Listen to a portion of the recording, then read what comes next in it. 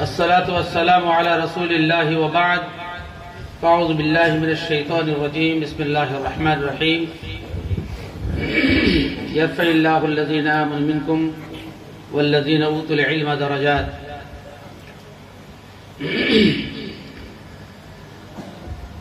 সম্মানিত ঘোড়ারাস মাদ্রাসার আসাতেজায়ে কিরাম, প্রিয় ছাত্র মণ্ডলী এবং গ্রাম থেকে কিছু উপস্থিত মাদ্রাসা দরদি ভাই সকল, আমি যেমনটা শুনলেন, একটা আরবিতে কবিতা আছে, তাসমাউ বিল মুআইদি খায়রু মিন আন তারা। মুআইদি নামে একটা লোক ছিল, তার নামটাম ছড়িয়েছিল, কিন্তু দেখতে সে ভালো ছিল না। সেজন্য আরবিতে প্রবাদ আছে যে ওর নামটা দূর থেকে শোনাই ভালো দেখার থেকে। তো যতটা বলা হচ্ছে অতটা নয়। সাহিবুল বাইতে আদরা বিমা ফি, হ্যাঁ, মানে বাড়ির মালিক বাড়িতে কি আছে জানে। আমি নিজের সম্পর্কে আমার ভিতরে কি আছে আমি খুব ভালো করে জানি। যদিও মানুষ সুধারণা করে, সুধারণা রেখেছে আমার প্রতি, এটা আল্লাহ তাআলা রাব্বুল আলামিনের পক্ষ থেকে পাওয়া বিরাট বিশ্বাস অনুগ্রহ। আমি এর জন্য আল্লাহ রাব্বুল আলামিনের কৃতজ্ঞতা জ্ঞাপন করছি। তবে উলামায়ে কেরাম মানে নিজেরা এই বিষয়ে কিছু একটা সীমা লঙ্ঘন করে ফেলছেন। প্রথমে প্রতিবাদ করা ভালো যে কাউরির সম্মুখে তার সম্পর্কে কিছু বলা উচিত নয়, হাদিসে নিষেধ আছে। ইযা রাআইতুমুল মাদ্দাহিন ফাসু ফি ওজুহিহিম আত-তুরাব, প্রশংসাকারী দেখলে মুখে মাটি ভরে দাও, বেদমশার প্রশংসা না করতে পারে। কত মানুষ প্রশংসার জন্য ধ্বংস হয়ে গেছে। এসব প্রশংসা করতে নেই, আমি কাউরি করি না। হাদিসের প্রতি আমল করতে গিয়ে আমি কারোর প্রশংসা করি না, তার নামটা বলে দিতে যথেষ্ট। হ্যাঁ, আপনি তার গুণ যদি থাকে মানুষ এমনি বুঝতে পারবে, সেজন্য প্রশংসা করতে নেই, এটা হাদিসের খেলাফ। একমাত্র প্রশংসার যোগ্য আল্লাহ রাব্বুল আলামিন। আলহামদুলিল্লাহ রাব্বিল আলামিন। আমরা পড়তে গিয়ে দিয়েছি যে আলিফ লাম এতে কি আছে, ইস্তেগরা কি আছে না কি আছে, এরকম ব্যাখ্যা আমরা করেছি। সমস্ত প্রশংসার মালিক একমাত্র আল্লাহ রাব্বুল আলামিন। কারো যদি ভালো গুণ থাকে এর জন্য আল্লাহই হচ্ছেন এর কারণ, অন্য কোনো মানুষের কোনো কৃতিত্ব নেই। যাই হোক, কিছু বলতে বলা হয়েছে যাতে ছাত্রগণ অনুপ্রাণিত হন, দিনী চর্চা, দিন শিক্ষার ব্যাপারে আগ্রহী হন। তার জন্য আমার কিছু বলতে হয়েছে। আসাদে সবাই বলতে পারবো না, কেননা গ্রাম যারা এখানে আছেন তারা আমার চাইতে অনেক বেশি যোগ্য লোক বলে আমি মনে করি। তারা দিন রাত কোরআন হাদিস পড়াচ্ছেন, টাটকা ইলম তাদের। আমাদের তো বাসি হয়ে গেছে এবং প্রতিদিন কালচারের সাথে একটু দূরত্ব বেড়েছে। সেজন্য আমি নিজের দীনতা স্বীকার করি। অনেকেই বলে যে আপনি আপনার মতো লোক শিক্ষকতা করলেন না। এটাও আল্লাহর পক্ষ থেকে নির্ধারিত। আল্লাহ তাআলা কাকে কোন কাজে লাগাবেন কেউ জানেন না, আমিও জানি না। যদিও শিক্ষক হিসাবে 4-5 বছর আমি কাজ করেছি, তারপরে আল্লাহ রাব্বুল আমার শেখ শফিউর রহমান মুবারকপুরি রাহিমাহুল্লাহ সাহিবুর রাহিকুল মাখতুম, উনি নিজে ডেকে বললেন যে তুমি মানে আমাকে পুরো 6 বছর যাবত আমাকে স্টাডি করেছেন, অধ্যয়ন করেছেন, আমাকে এই পর্যন্ত পৌঁছানোর জন্য শেখ শফিউর রহমান মুবারকপুরির ভূমিকা অনেক অনেক বেশি। উর্দু প্রবন্ধ লেখা, বক্তব্য শেখা, উর্দু লেখা, হাতের লেখা লেখা, অনুবাদ করা, পত্রিকার প্রুফ রিডিং করা, বিভিন্ন কাজে তিনি আমাকে আমার ইলমকে বৃদ্ধির ব্যাপারে শেখ শফিউর রহমান মুবারকপুরি রাহিমাহুল্লাহ, আমি সমস্ত আসাদায়ে কেরাম যাদের কাছে আমি আলেফ শিখেছি এবং বুখারী শেষ পর্যন্ত যত আসাদাদের কাছে পড়েছি, প্রত্যেকের জন্য আমি প্রত্যেক নামাজে দোয়া করি, প্রত্যেকের জন্য বেলা ইস্তেসনা। যার কাছে আমি যে শব্দটুকু শিখেছি আমি প্রতিদিন 5 ওয়াক্তে সুযোগ পেলেই ব্যতিক্রম 2-1 ওয়াক্ত আমি প্রত্যেকের জন্য দোয়া করি। এটা আমার নিজের, আমি তোমরাও নিজের উস্তাদদের কাছে দোয়া করবে, কারণ এর চাইতে বড় মুহসিন বাপ মায়ের পরে আর কেউ নেই, কারণ বাপ থেকে অনেক বেশি, সেই জন্য তাদের জন্য দোয়া করাটা অত্যন্ত জরুরি। আমি দোয়া করি। তো শেখ সফিউর মুবারকপুরি রাহিমাহুল্লাহ বললেন যে তুমি তোমার যে মেজাজ, তুমি মাদ্রাসার যে পরিস্থিতি, তুমি টিকতে পারবে না। সেই জন্য উনি নিজেই আমাকে প্রায় 2,85,000 টাকা দিয়ে আর রাহিকুল মাকতুমের অনুবাদ, ছাপানো এবং দোকান করার জন্য তিনি অর্থ দিন। টোটাল টাকাটাই আমি ফেরত দিয়ে দিয়েছি ধীরে ধীরে, এবং আমি এই পথে আমার জন্য ব্যবসা শেষ হয়ে গেছে। যাই হোক, সেই জন্য আমি আর শিক্ষকের এবং আল্লাহ তাআলা এটা দয়া যে আল্লাহ পথ থেকে আমাকে স্বাধীনভাবে বিচরণ করার সুযোগ সৃষ্টি করেছেন। এই জন্য আল্লাহ তাআলা কৃতজ্ঞতা করি। আমি একটা কথা বলি, মুক্ত স্বাধীন বাধা বন্ধনহীন যখন খুশি যেখানে চলে যায়, মানুষের কাছে হকের বার্তা পৌঁছে দিই। আল্লাহ জানে কার মেহনতকে আল্লাহ কি কবুল করে। আল্লাহ তাআলা যারাই দিনের জন্য মেহনত করছেন, আল্লাহ সকলের মেহনতকে কবুল করেন, এবং ত্রুটি বিচ্যুতি যে সমস্ত কিছু হচ্ছে, আল্লাহ তাআলা নিয়াতের পরিশুদ্ধ সহ বাকি সবকে আল্লাহ তাআলা ক্ষমা করে দিন। আমি সূরা মুজাদালার একটা আয়াতের অংশ বিশেষ আপনাদের সামনে তেলাওয়াত করেছি। তাতে আল্লাহ তাআলা মানুষের মানে মর্যাদা বৃদ্ধির জন্য দুটো কারণ বর্ণনা করেছেন আল্লাহ তাআলা। পৃথিবীতে মানুষ নিজের সম্মান চায়, মর্যাদা চায়, এমন কোন মানুষ নাই যে নিজেকে সম্মানিত করতে চায় না, সম্মান চায় না। এটা মানুষের প্রবৃত্তি যে সবসময় নিজেকে কোনো একটা সম্মানিত স্থানে নেতা হতে চায়, মোড়ল হতে চায়, দেখবেন ছেলেদের মধ্যে ছেলে লিডার হতে, খেলাতে গিয়ে লিডার হচ্ছে, 5 জন খেলা খেলতে একজনকে লিডার বানাচ্ছে। এই সম্মানের লোভী সকলেই, কিন্তু সম্মান আল্লাহ তাআলা নির্ধারিত করে রেখেছেন।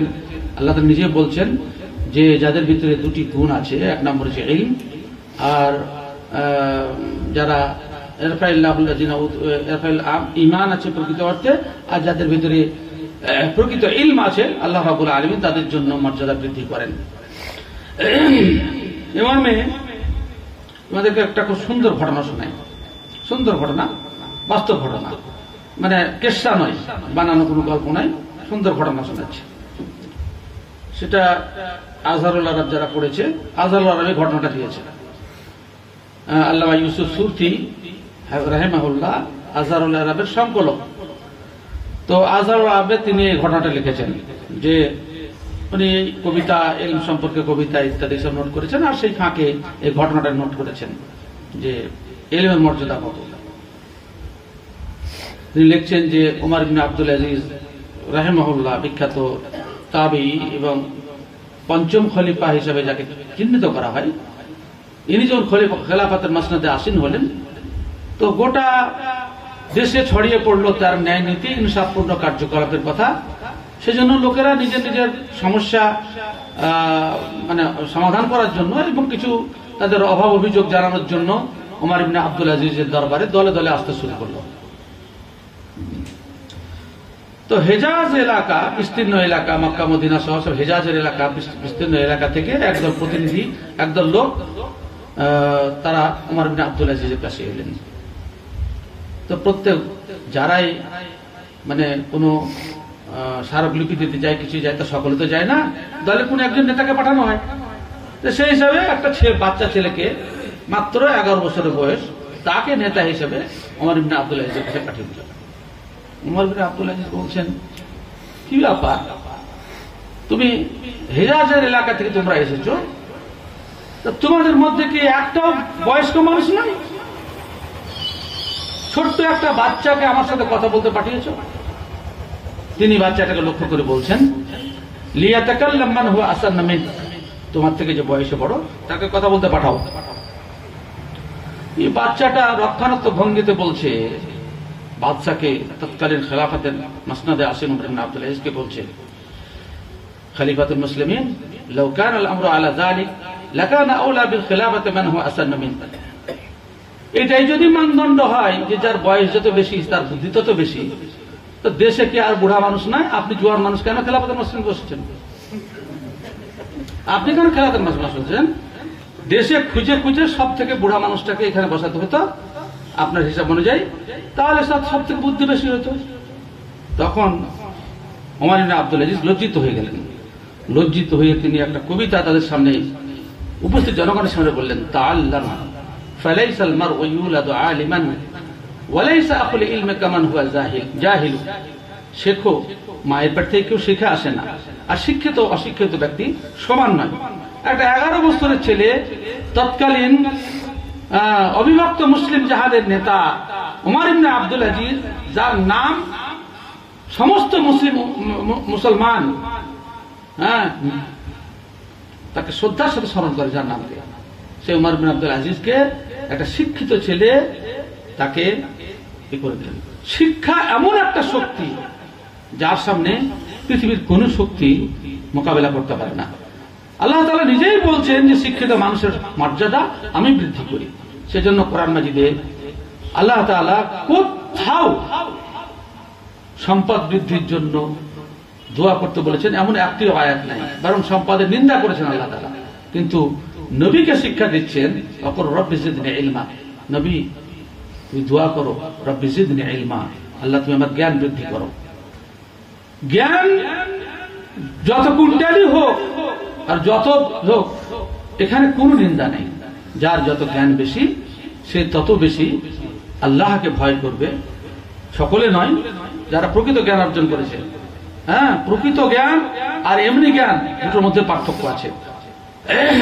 তোমরা শেখ আইনুল হক বেরহুমের কাছ থেকে শুনলা যে আমাদের ইলম অর্জনের উদ্দেশ্য কি, এটা যদি প্রথমে চিহ্নিত না করতে পারো তাহলে কিন্তু খুব দুঃখজনক ঘটনা, খুব বেদনাদায়ক ঘটনা। ইলমের উদ্দেশ্য মানুষের কাছে নিজের শ্রেষ্ঠত্ব প্রমাণ করা, নিজের ডিগ্রি ভারী করা। কিছু আলেমকে দেখছি, তোমাদের মধ্যে এই রোগ থাকতে পারে, যে মাদ্রাসায় পড়ছে, ভালো আলেম, জামিয়া সালফিয়া থেকে ফারিগ এসছে, মদিনা থেকে ফারিগ এসছে, তারপরে জেনারেল ডিগ্রি করছে। কেন ডিগ্রি করছেন? বলছে ওজন বাড়াবার জন্য। আমরা এই ডিগ্রি করে ওজন বৃদ্ধি হবে মানুষের কাছে? কত ডিগ্রিওয়ালা ঘাস কাটছে, তার কোনো হিসাব কিতাব নাই, বস্তায় ভরা আছে, আর কোনো কাজেই না। হ্যাঁ, ডিগ্রি করে তুমি ওজন বৃদ্ধি করবা? প্রকৃত ইলম অর্জন করো, আমল করো, আল্লাহ তাআলা এমনি সম্মান বৃদ্ধি করবেন। কি দরকার ওই সময়টুকু আমি নষ্ট করতে, ডিগ্রি অর্জন করতে? কিসের জন্য যাবো আমি? কি প্রয়োজন আছে আমার? কিসের আমার অভাব আছে যে আমি আবার ওখানে ডিগ্রি অর্জন করতে যাব? এ ফালতু কাজ, আলেমদের জন্য একদম মোটেই শোভনীয় নয়, বেমানান কথা। লোকেরা নিজের ডিগ্রি শেষে মুক্ত লেখে ওজন ভারী হবে। ওই তো আমি তো দেখতে পাচ্ছি না যে তাদের কোন ওজন টোজন আছে, পাতলা হয়ে ঘুরে বেড়াচ্ছে, কোনো দামে নাই। সুতরাং ডিগ্রির কোনো মূল্য নাই। প্রকৃত জ্ঞানার্জন যদি করে এবং লক্ষ্য যদি স্থির হয়, সঠিক লক্ষ্য হয়, ইনশাআল্লাহ আজিজ তাকে আল্লাহ রাব্বুল আলামিন সম্মান দান করবেন। একটা বিখ্যাত ঘটনা ইমাম গাজালি রহমতুল্লাহ আলাইহি সম্পর্কে বহুলভাবে আলোচিত এবং কোন কোন বইয়েও স্থান পেয়েছে, যে নিজামুল মুলক তুসি বাগদাদের যে মাদ্রাসা ইউনিভার্সিটি তৈরি হয়, তো সেখানে তখন তো এইভাবে বিল্ডিং ছিল না, আর মানে বাতির লোমপুর আলাদা পড়তে হতো। তো একটা মাদ্রাসা তৈরি করলেন, যার নাম নিয়ে আজকে সারা ভারতবর্ষে নিজামিয়া বলে বিখ্যাত, মানে তখন থেকেই চলে আসে নিজামুল মুলক থেকে। তো মাদ্রাসা প্রতিষ্ঠা করলেন, নিয়ে একদিন রাতে পর্যালোচনার জন্য গেলেন যে ছেলেরা কোন দেশে পড়াশোনা করছে। তোমাদেরকেও যদি প্রশ্ন করা হয় তো ব্যতিক্রম উত্তর তো পাবো ইনশাআল্লাহ, কেননা ছেলেদের মানসিকতা অনেক খারাপ হয়ে গেছে এবং আলেমদেরও মানসিকতা অনেক খারাপ হয়ে গেছে। এটা একটা মানে ইলমের বিপর্যয় বলা চলে, যে ইলম শুধু দুনিয়া কামানোর জন্য, লক্ষ্যটা হচ্ছে দুনিয়া কামানো। প্রত্যেকেই দুনিয়া কামানোর জন্য ইলম অর্জন করছে। এটা খুব ভয়ঙ্কর ব্যাপার, এটা মানবিক বিপর্যয়, যেখানে দুনিয়া যদি না পায় তাহলে তার ইলম সব শেষ এবং নিজের নামের শেষে লাগিয়ে দিচ্ছে আমি বেকার। মানে এত অর্জন করার পরেও ওর পদবী হয়ে গেছে বেকার ছেলে আমি। হ্যাঁ, দুনিয়া শিক্ষা অর্জন করতে গিয়ে আল্লাহ দুনিয়াতে মার দিয়ে দিয়েছে বেকার ছেলে। হ্যাঁ, সরকার জনগণনা তো বলছে যে আমার রাজ্যে এত লক্ষ বেকার আছে। কি অপমান, এর থেকে বড় অপমান কিছু আছে? এত ডিগ্রি অর্জন করার পর আমার প্রাপ্তি আমি বেকার। এগুলো আল্লাহর মার, এগুলো আর আল্লাহর মার। উদ্দেশ্য যদি ঠিক না থাকে এটা আল্লাহর তরফ থেকে মার। আমি শিক্ষিত, আমি বেকার। আল্লাহ তাআলা মানুষকে বেকার ভাবে তৈরি করেছে। এগুলা মানুষ বুঝে না যে ভদ্র ভাষায় কিভাবে আল্লাহ তাআলা তাকে অপমান করছে, এটা মানুষ বুঝতে পারে না। তো প্রত্যেককে নিজামুল তুসি ছাত্রদের কাছে গিয়ে চুপি চেপে বলছে যে তুমি যে আমার মাদ্রাসায় পড়তে এসেছো তোমার উদ্দেশ্য কি? তো বলছে আমি ডাক্তার হব, আমি ইঞ্জিনিয়ার হব, ডাক্তার হবে, মানুষ সেবা করবো। এত ভদ্র ভাষা, কিন্তু কালেমা তো হাত পুরিদা বিহাল বাতিল, পয়সা কামাবো, ডাক্তার হয়ে পয়সা কামাবো, এটা তো উদ্দেশ্য, অন্য কিছু না। কতজন মানুষ সেবা করছে সেটা তো আমরা দেখতেই পাচ্ছি। নিজামুল তুসি বলছে যে এত মেহনত করে নিয়ত করে মাদ্রাসা খুললাম, এদের উদ্দেশ্য এত খারাপ। আমি যে উদ্দেশ্যে খুলেছি যে ছেলেরা মানুষ হবে, জনগণ ঘোড়া রাস্তার মানুষ ধরো কি পরিমাণ দান করছে তোমাদের জন্য, যে তোমরা আল্লাহ আল্লাহ হবে, দিনের প্রচার হবে, প্রত্যেকে মানে জান্নাতের লাভ হবে, আর তোমরা ভালো মানুষ হও, তার জন্য তারা দিন রাত খরচ করছে, নিজের মেহনতের একটা নির্দিষ্ট অংশ তোমাদের জন্য খরচ করছে। এটা কম বড় কথা নয়। তোমরা যদি স্কুলে পড়তে এভাবে খরচ করতো না, কত ছেলে স্কুল পড়ছে, দিনের নামে দিন শিক্ষা হবে, সমাজের দিনের কাজ হবে, এর জন্য মেহনতের পয়সা দান করছে। তো শেষকালে বললেন যে মাদ্রাসা ভেঙে দেবো, বন্ধই করবো, যা এই তো নিয়ত খারাপ, ছেলেদেরকে পড়ে কোনো লাভ আছে, বন্ধই করবো। শেষকালে একটা ছেলে খুব আগ্রহ সহকারে মিটমিটে আলোতে পুড়িয়ে যাচ্ছে, কোনো দিকে তাকাচ্ছে না। ওর কাছে গায়ে হাত দিয়ে জিজ্ঞাসা করছে, তুমি এত পড়াশোনা করছো, তোমার উদ্দেশ্য কি? উত্তরটা কত মজার জানেন? তিনি বলছেন, পরবর্তীতে তিনি ইমাম গাজ্জালী, তিনি বলছেন আমার মা বলেছেন আমাদের একজন সৃষ্টিকর্তা আছে, তার নাকি আমাদের কাছে কিছু অধিকার আছে। কি অধিকার আছে না পড়লে তো জানতে পারবো না, সেজন্য আমি পড়ে আল্লাহ তাআলার অধিকার জানতে চাই, আর আমি বান্দা হিসেবে তার অধিকার আমি দিতে চাই, এই জন্য পড়তে এসেছি। কি এই নিয়তে পড়তে এসছো? আল্লাহ তাআলার অধিকার দেওয়ার জন্য কি আমরা পড়তে এসেছি? কয়েক রকম নিয়তে এসেছি। বেশিরভাগ গরিব ঘরের ছেলেরা এইখানে পড়তে আসে, আর বেশিরভাগ স্কুলে ফেল পড়া ছেলেগুলো পড়তে আসে। কি বলে পড়তে আসে? যে এই লাইনে তো চললো না, তো কমপক্ষে মৌলবি হতে হবে, মত করে তো সংসারটা চলবে।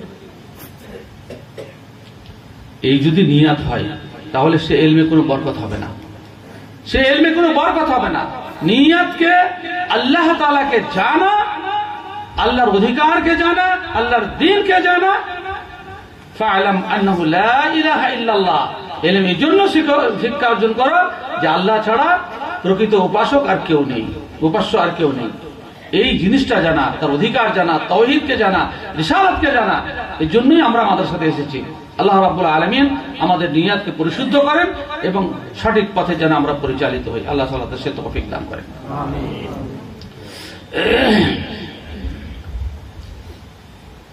এই ইলম শিখতে গেলে মার খেতে হবে, পরিশ্রম করতে হবে, কষ্ট হবে। এটা জিবরিলের হাদিস থেকে সমস্ত মুহাদ্দিসিন একই ব্যাখ্যা করেছেন। হ্যাঁ, জিবরিল এসে মুহাম্মদকে যখন বললেন পড়ো সাল্লাল্লাহু আলাইহি ওয়াসাল্লাম, তো বলছে মা আনা বিকারিন, আমি পড়তে পারবো না।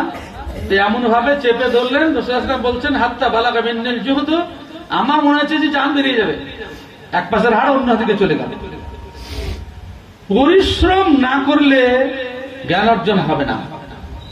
বাকি আব্দুল হামিদ যে কথা বললো, আমার ছোট জন্য বললো, বলছে তোমার বেয়াদবি করছে মনে করো না।